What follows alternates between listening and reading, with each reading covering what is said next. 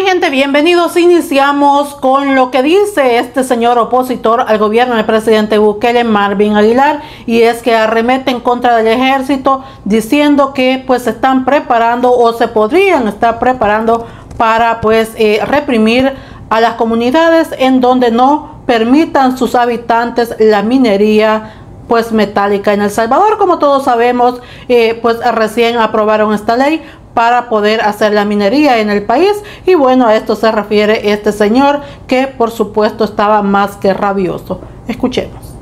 Esperemos que no se use a la Fuerza Armada para masacrar a la gente en esas comunidades, para obligarlos a que acepten la minería. Ojalá que lo piensen los militares, porque deben de saber que si vuelven a usar el ejército para joder al pueblo, las repercusiones cuando todo esto pase van a ser gravísimas para estos militares. Que no se les olvide a los militares que ahora los militares que están siendo procesados le están echando la culpa al general René Emilio Ponce, ¿verdad?, como el que dio la orden de la masacre de la UCA. Todo por defenderse ellos. Bien cómodo echarle la culpa al muerto. Sí, entonces, que sepan los militares que si hoy se van a prestar para ir a masacrar o violentar a las comunidades que se les opongan por la minería, después va a haber repercusiones. A propósito de Donald Trump, recordaba con algunos amigos el tema, porque Donald Trump dijo que va a recuperar el canal de Panamá. Cierto. Pero quiero terminar con esta historia. El ejército en Panamá desapareció después de que un señor, general Noriega, Manuel Noriega, llevó a Panamá a una confrontación de tal manera que hasta Estados Unidos lo tuvo que invadir. Eso motivó a que los panameños, después de ese absurdo gobierno de Manuel Noriega, del general Manuel Noriega, optara por desaparecer al ejército. El ejército salvadoreño debe de analizar muy bien si se va a prestar a ser usado como el arma que va a ir a reprimir a las comunidades que se opongan a la minería.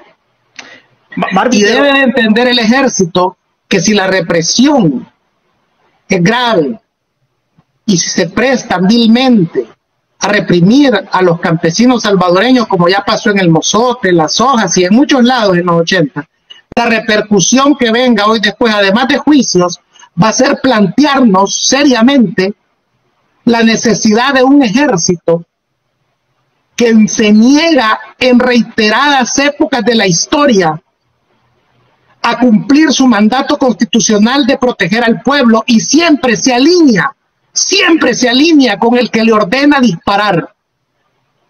Hubo un santo que le costó su vida, y vuelvo a repetir, los militares, los oficiales saben que no están obligados a cumplir una ley, una orden superior, aún del comandante general de la Fuerza Armada, si esta violenta la Constitución y si esta orden es reprimir a los campesinos en las zonas mineras. Si se van a prestar a eso, deben también de tener claro el juicio de la historia. No puede ser que el ejército siempre se alinee en contra del pueblo, siempre le dispare al pueblo. Debe de haber alguna vez que el ejército mantenga la dignidad de ese cuidado del pabellón nacional que lo tiene, respetando al pueblo, y dejar que vean los políticos cómo resuelven sus marranadas y su corrupción. Será lamentable si el ejército otra vez vuelve a reprimir a los campesinos en las zonas mineras, y responderán como hizo el ejército de Panamá ante la historia. Solo por eso quería terminar con esa anécdota histórica, porque se vislumbra que quizás a la resistencia de las comunidades, César, el ejército haga su ingreso ahí, dizque para hacer cumplir una ley injusta y una ley que atenta contra la vida de esa gente en esas comunidades.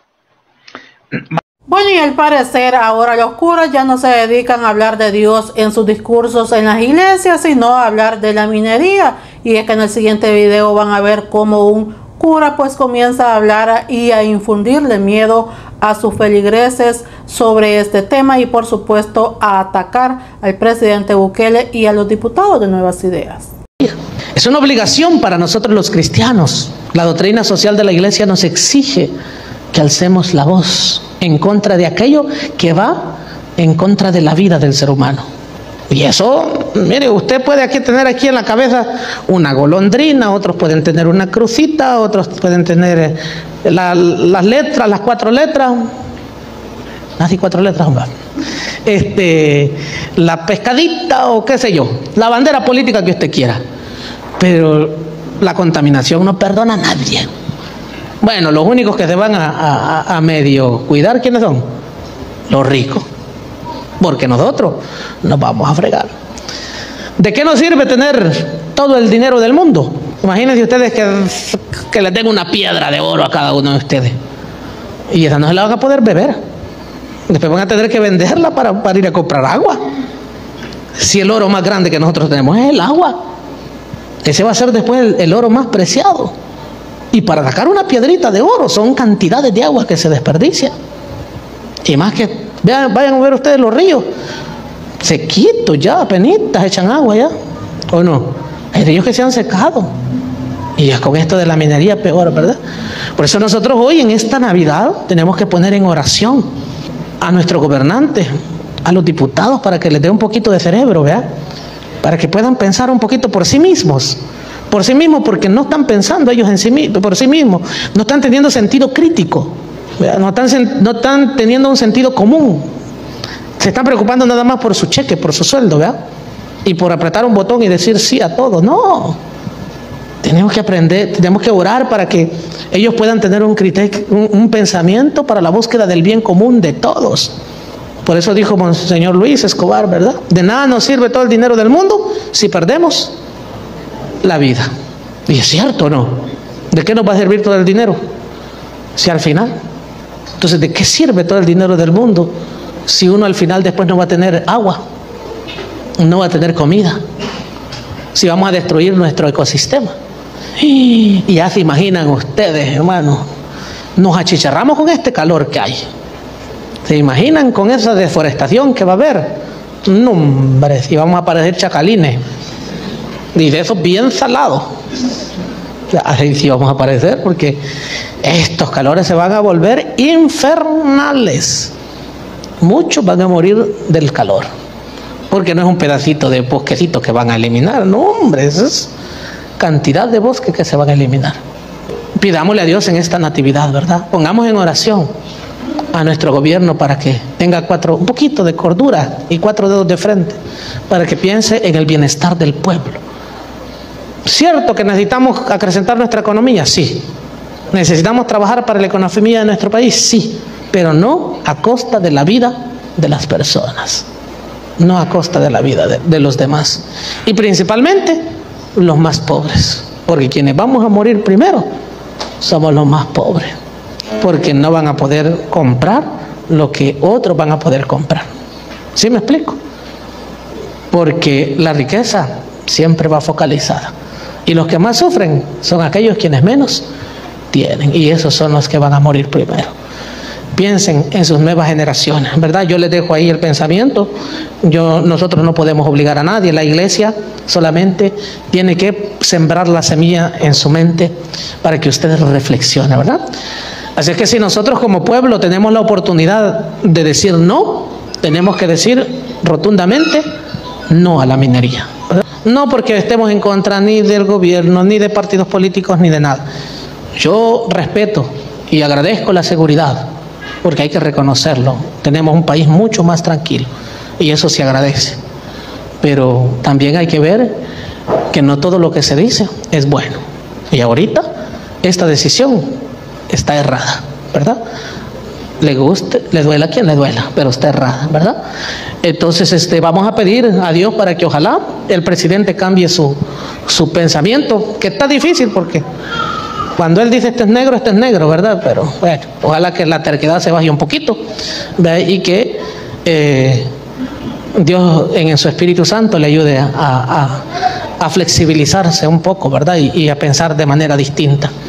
y buscar otras formas para levantar al país. Hay que el niño Dios que va a nacer en nuestros corazones, del cual él proclama muchas veces que su abuelita vivía cerca de donde Jesús nació, y que cree en un Cristo que él dice que es cristiano, ¿verdad? Entonces, que también, ¿verdad?, demuestre que es cristiano y que escucha la voz de los que son hijos de Dios, ¿verdad? Y que nosotros podamos hacer un cambio, la diferencia, y que cuidemos nuestro ecosistema, ¿verdad? Y otro que anda furioso es Manuel El Chino Flores, quien arremete también en contra del ministro de Obras Públicas y el ministro de Educación, diciendo que en un gobierno decente ya estos ministros hubiesen pues renunciado a sus cargos. Por otro lado, también arremete en contra de la iglesia evangélica, esto porque no se pronuncian en contra de la minería. Incluso en otros países donde hay gobiernos decentes, ¿verdad?, hay ministros que renuncian inmediatamente por un escándalo. Imagínate el tema del MOP, ¿verdad? El ministro ya ha renunciado hace tiempo, pues. El tema del no cumplimiento de la reparación de las escuelas, el ministro de Educación ya había renunciado hace tiempo. Y así va el desabastecimiento de los hospitales, desabastecimiento de unidades de salud. Ya el ministro de Salud ya había renunciado por vergüenza, pero como no tienen vergüenza, y es lo que les hace falta, es lo mismo con los diputados. Aprueban la ley de la minería,